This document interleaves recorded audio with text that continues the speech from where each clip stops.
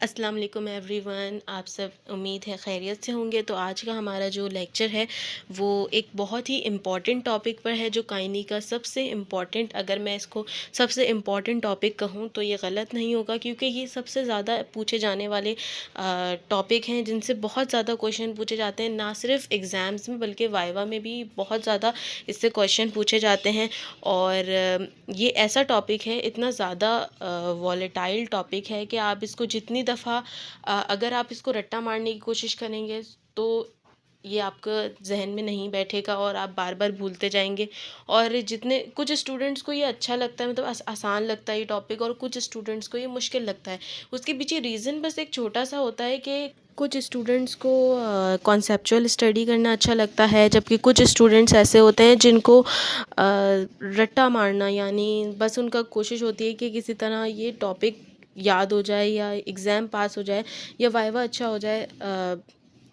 और अगर आप मेरे मशवरा माने तो मैं आपको यही कहूँगी कि आप कोशिश करें कि अगर आप वाकई काइनेज़ोलॉजी में अच्छे मार्क्स लेना चाहते हैं, अच्छे मार्क्स गेन करना चाहते हैं, तो आप कॉन्सेप्चुअल स्टडी करें, क्योंकि काइनेज़ोलॉजी कोई ऐसा सब्जेक्ट नहीं है जिसमें आप याद कर सकते हैं उसको, क्योंकि ये वॉलेटाइल सब्जेक्ट होता है। इसमें आप अगर कॉन्सेप्ट समझ लेंगे ना तो आपके लिए बहुत आसान हो जाएगी काइनेज़ोलॉजी।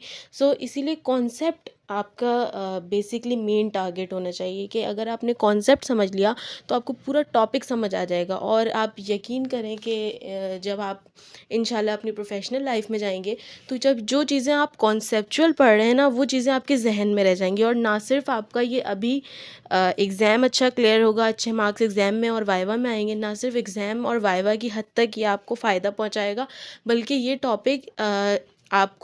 ये टॉपिक नहीं बल्कि काइनी में जितने भी टॉपिक हैं जो आप कॉन्सेप्चुअल पढ़ेंगे, जो आपका कॉन्सेप्ट होगा, वो कहीं ना कहीं प्रोफेशनल लाइफ में भी आपके बहुत काम आएगा।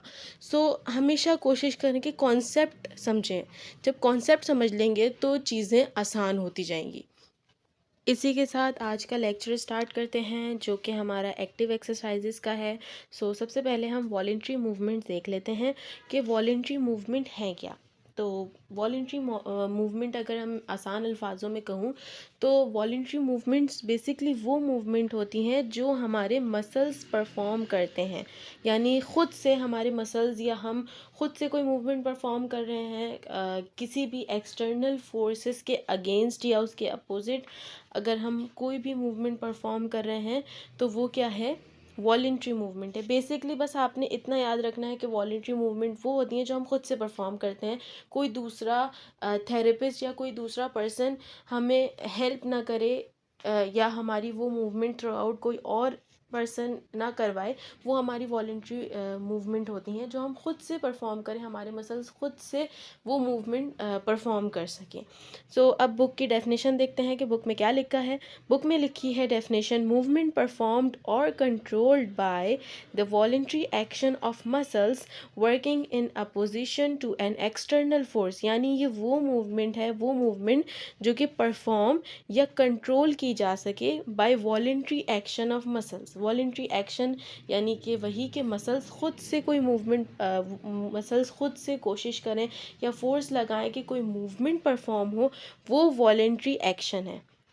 सही है, वो क्या है, वॉलेंट्री एक्शन है। यानी कि मसल्स खुद से कोई फोर्स लगा रहे हैं कोई मूवमेंट परफॉर्म करने के लिए, कोई फोर्स लग रही है, तो वो हमारा वॉलेंट्री एक्शन हो गया। कि मूवमेंट जो परफॉर्म की जाए किसी भी वॉलेंट्री एक्शन ऑफ मसल्स के ज़रिए, जो कि किसी एक्सटर्नल फोर्स के अगेंस्ट में काम कर रहे हो, यानी कि कोई एक्सटर्नल फोर्स उस पर, उस मसल पर अप्लाई हो रही हो। यानी कि अगर कोई मसल काम कर रहा है, यानी कोई मूवमेंट परफॉर्म कर रहा है, तो अगर उस पर कोई ग्रेविटी की फ़ोर्स लग रही है तो वो भी एक्सटर्नल फोर्स कहलाएगी। अगर कोई उस पर रेजिस्टेंस लग रही है तो वो भी क्या कहलाएगी, एक्सटर्नल फोर्स कहलाएगी। रेजिस्टेंस, जितनी भी तरह के रेजिस्टेंस हैं, चाहे वो डंबल से हो या कोई थेरेपिस्ट मैनुअली कोई रेजिस्टेंस अप्लाई कर रहा हो, तो वो भी हमारी एक्सटर्नल फोर्सेस में आता है। डेफिनेशन के बाद अब इसकी चार क्लासेस हैं। अब इसकी क्लासिफिकेशन में इसकी चार क्लासेस हैं: free exercise, assisted exercise, assisted resisted exercise और रेजिस्टेड एक्सरसाइज, इन चारों क्लासेस को हम डिटेल में पढ़ेंगे और इसका कॉन्सेप्ट समझेंगे। सो सबसे पहले हम स्टार्ट करते हैं फ्री एक्सरसाइज से। तो फ्री एक्सरसाइज क्या होती हैं? फ्री एक्सरसाइजेज नाम से ही पता चल रहा है कि जो हम फ्रीली यानी रेगुलरली जो हम परफॉर्म करते हैं डेली रूटीन में, जो एक्सरसाइजेज यानी जो मूवमेंट्स हम बेसिकली परफॉर्म करते हैं डेली रूटीन में, जैसे हम फ्लेक्शन परफॉर्म कर रहे हैं। सो हम क्या किस तरह ये मूवमेंट परफॉर्म करते हैं, अगर हम इसको समझ लेंगे तो हमें फ्री एक्सरसाइज भी समझ आ जाएगी। फॉर एग्ज़ाम्पल अगर हम फ्लेक्शन परफॉर्म कर रहे हैं तो हम क्या कर रहे हैं, हम मूवमेंट परफॉर्म कर रहे हैं, ख़ुद से फ्लेक्स कर रहे हैं अपना हाथ, तो हमारी जो मसल्स हैं वो वॉलेंट्री एक्शन परफॉर्म कर रहे हैं। और हम किसके अगेंस्ट मूवमेंट परफॉर्म कर रहे हैं, कौन सी फोर्स है जो एक्सटर्नल यहाँ पे, कौन सी एक्सटर्नल फोर्स यहाँ पे एक्ट कर रही है, ये हमारे पास जो एक्सटर्नल फोर्स है वो हमारी ग्रेविटी है, यानी gravity as a external force यहाँ पर है। तो एक्सटर्नल फोर्स किसी कोई भी ऐसी मूवमेंट जिसमें एक्सटर्नल फोर्स ग्रेविटी हो और वो वॉलेंटियरली परफॉर्म की जाए, सो वो हमारे पास क्या कहलाती हैं, फ्री एक्सरसाइजेज कहलाती हैं। अब अगर हम बुक में देखें तो बुक में क्या लिखा है, free exercises are those which are performed by patient's own muscular effort without the assistance or resistance of any external force other than that of gravity। अब यहाँ पे इन्होंने क्या लिखा है, ये हमें यही बताना चाह रहे हैं। अब यहाँ पे देखें, अब हमने कॉन्सेप्ट को समझ लिया ना, तो अब हमें बुक आसान लगेगी। तो इसीलिए मैं कहती हूँ कि कॉन्सेप्ट समझें ताकि आपको बुक भी आसान लगे। तो फ्री एक्सरसाइजेज वो एक्सरसाइजेज हैं जो कि पेशेंट खुद से परफॉर्म करे बग़ैर किसी असिस्टेंस के और रेजिस्टेंस के। अब यहाँ पे असिस्टेंस यानी थेरेपिस्ट की या किसी पर्सन की हेल्प से कोई मूवमेंट ना परफॉर्म की जाए, बल्कि ख़ुद से पेशेंट परफॉर्म करे। और रेजिस्टेंस यानी कि सिवाय ग्रेविटी के कोई और उस पर फोर्स ना लग रही हो, यानी मैनुअली थेरेपिस्ट कोई रेजिस्टेंस अप्लाई ना कर रहा हो, या किसी भी तरह की डंबल के ज़रिए या किसी भी तरह की कोई भी रेजिस्टेंस ना उस पर लग रही हो, या रेजिस्टेंस फोर्स उस पर किसी तरह की भी ना लग रही हो सिवाय ग्रेविटी के। सो वो हमारे पास क्या कहलाती हैं, फ्री एक्सरसाइजेस कहलाती हैं। They vary widely in character and effect not only because of the nature and extent of the movement but according to the manner in which they are performed। अब यहाँ पर ये कहना चाह रहे हैं कि जो फ्री एक्सरसाइजेज होती हैं वो बहुत तरीके की होती हैं, यानी मुख्तलिफ़ तरीके की एक्सरसाइजेज रेकमेंड की जाती है। अब ये देखते हुए कि पेशेंट को किस तरह के इफ़ेक्ट चाहिए पेशेंट पे, हमें मतलब उसकी इंजरी किस तरह की है, उसके लिहाज से हम उसको फ्री एक्सरसाइज रेकमेंड करते हैं, या उसकी कौन सी मूवमेंट कॉम्प्रोमाइज़ है उससे उसको देखते हुए हम उसको फ्री एक्सरसाइज रेकमेंड करते हैं। अब यहाँ पर ये लिखा है कि ये एक्सरसाइजेज ऐसा क्यों है कि ये इतनी मुख्तलिफ़ करेक्टर में हैं, यानी बहुत ज़्यादा मुख्तलिफ़ इनके इफ़ेक्ट्स आते हैं। इसके पीछे इसका रीज़न क्या है, तो वो रीज़न बता रहे हैं कि ये इसीलिए इतने ज़्यादा मुख्तलिफ़ इनके इफ़ेक्ट्स आते हैं। ये जो चीज़ डिपेंड करती है, ये सिर्फ उसके नेचर पे या एक्सटेंट पे डिपेंड नहीं करती कि उस एक्सरसाइज का नेचर क्या है, वो किस तरीके की एक्सरसाइज है, सिर्फ वो कौन सी एक्सरसाइज है सिर्फ इस पर डिपेंड नहीं करता। इफ़ेक्ट इस पर भी डिपेंड करता है कि वो एक्सरसाइज किस तरीके से परफॉर्म कराई जा रही है। सो इसीलिए ये भी कहा जाता है कि जब भी थेरेपिस्ट पेशेंट को घर पर कोई भी एक्सरसाइज घर पे परफॉर्म करने के लिए देता है कि आप इतनी दफ़ा ये एक्सरसाइज डेली घर पे परफॉर्म करें, सो उस थेरेपिस्ट ये इंश्योर करता है कि वो लाजमी किसी भी पेशेंट को जब वो रेकमेंड कर रहा है फ्री एक्सरसाइज, तो वो ये भी उसको बताए साथ साथ कि आपको ये एक्सरसाइज किस तरीके से परफॉर्म करनी है, यानी सिटिंग पोजीशन में या स्टैंडिंग पोजीशन में परफॉर्म करनी है, कि छोटी से छोटी मिस्टेक भी इफ़ेक्ट करती है फ्री एक्सरसाइज पर, यानी कि उसके इफ़ेक्ट पर असरअंदाज हो जाती है छोटी से छोटी गलती भी।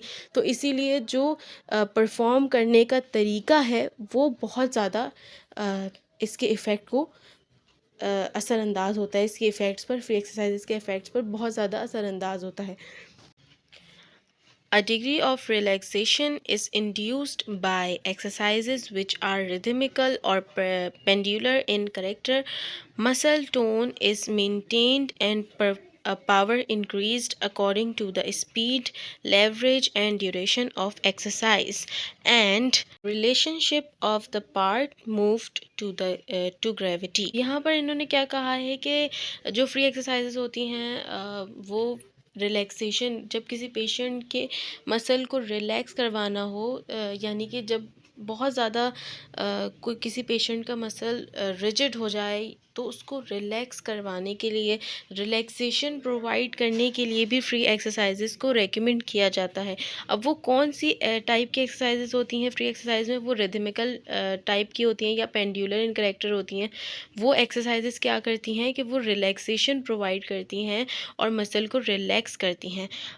आगे लिखा है कि muscle tone is maintain and power increase, यानी कि मसल टोन मेंटेन हो जाती है और पावर इंक्रीज़ करती है। वो डिपेंड किस पे करता है, वो डिपेंड करता है उसकी स्पीड पे, लेवरेज पे and duration of the exercise, कि कितनी स्पीड में या कितनी देर तक कोई एक्सरसाइज परफॉर्म किया जा रहा है, की जा रही है, तो वो उस पर डिपेंड करता है कि उस जितनी ज़्यादा जिस तरीके से वो एक्सरसाइज परफॉर्म की जा रही होगी उसी तरीके से उसका इफ़ेक्ट प्रोड्यूस होता है। आगे लिखा है कि कोऑर्डिनेशन इज़ ट्रेन, यानी कोऑर्डिनेशन ट्रेन होती है, इम्प्रूव होती है। नेचुरल पैटर्न में जब मूवमेंट कोई भी परफॉर्म की जाती है तो बार बार जब सिग्नल्स ब्रेन तक पहुंचते हैं तो क्या होता है कि ब्रेन उस सिग्नल को रिस्पॉन्ड जब करता है तो उससे क्या होती है, कोऑर्डिनेशन इम्प्रूव होती है और पेशेंट का कॉन्फिडेंस भी इम्प्रूव होता है कि मैं इस तरीके से ये एक्सरसाइज या ये मूवमेंट मैं परफॉर्म कर सकता हूँ या कर सकती हूँ। पेशेंट जब वो मूवमेंट परफॉर्म करता है तो वो कॉन्फिडेंट हो जाता है कि मैं ये मूवमेंट परफॉर्म कर सकता हूँ या कर सकती हूँ। तो इस तरह क्या होता है कि उसका कॉन्फिडेंस इस्टेब्लिश होता है और वो इंटरेस्ट लेने लगता है और वो कोशिश करता है और ज़्यादा ख़ुद से भी वो रेगुलरली एक्सरसाइज करता है और अपने आप को और बेहतर करने की कोशिश करता है और उससे उसकी रिकवरी फास्ट हो जाती है। सो इसके साथ हम आज के लेक्चर को एंड करते हैं क्योंकि वीडियो काफ़ी लंबी हो गई है एंड होप कि आपको कॉन्सेप्ट अच्छे से क्लियर हो गया होगा और इंशाल्लाह मिलते हैं आपसे नेक्स्ट वीडियो में नेक्स्ट पार्ट के साथ। और सो नेक्स्ट वीडियो में इंशाल्लाह हम टेक्निक्स के बारे में पढ़ेंगे कि फ्री एक्सरसाइजेस की क्या टेक्निक्स होती हैं और मज़ीद इन एक्सरसाइजेस को हम डिटेल में डिस्कस करेंगे। सो तब तक के लिए अल्लाह हाफ़िज़।